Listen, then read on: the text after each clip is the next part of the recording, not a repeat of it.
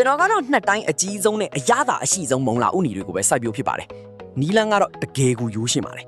အဆင့်1အာဟာရတက်ကြွယ်ဝတဲ့မြေစည်းလွှာကိုပြင်ဆင်ပါမြေဩဇာတစ်လွှာကိုထည့်ပေးပါ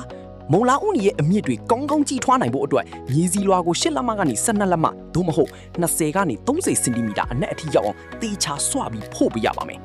မြေစည်းလွှာကိုတမအောင်ညှိပေးပြီးနောက်မြေဆွာနေစဉ်အတွင်းပါလာတဲ့ကြောက်ခေးကြီးတွေကိုဖယ်ထုတ်ပြပါပြီးရင် 0.5 စင်တီမီတာအနက်ရှိတဲ့မျိုးစိချမဲ့မြောင်းအရှင်လေးတွေကိုဖော်ပေးပါအစစ်နဲ့မုံလာဥနီမျိုးစိတွေကိုအဲ့ဒီမြောင်းလေးတွေနဲ့ညီညာညာဖြန့်ကျဲပြီးချပေးပါမျိုးစိချပြီးရင်အပေါ်ကနေမြေကြီးကို 1.4 လက်မှတ်ထက်မပိုတဲ့အထူလောက်ပဲပြန်ဖုံးပေးပါဖုံးအုပ်ထားတဲ့မြေသားကိုခပ်ဖွက်ဖွက်လေးဖိပေးပြီးအစိုးတက်ရအောင်ကြီးတိချချလောင်းပေးရပါမယ်မြေစီလွာကိုအမြဲဆူဆူနေအောင်ထိန်းထားပေးရမှာဖြစ်ပေမဲ့ရေဝတ်ပြီးရွှေနေတာမျိုးတော့မဖြစ်စေပါနဲ့ဒါဆိုရင်မျိုးစီတွေဟာအချိန်တိုအတွင်းမှာအပင်အမြန်ပေါက်လာမှာဖြစ်ပါတယ်တင်ရောစိုက်ပျိုးရေးဝါသနာပါမပါကိုမမရေးခဲ့ပါဦးပြီးတော့ဒီလိုဘ ഹു တုဒနားထောင်ဖို့ follow လုပ်ခဲ့ဦးနော်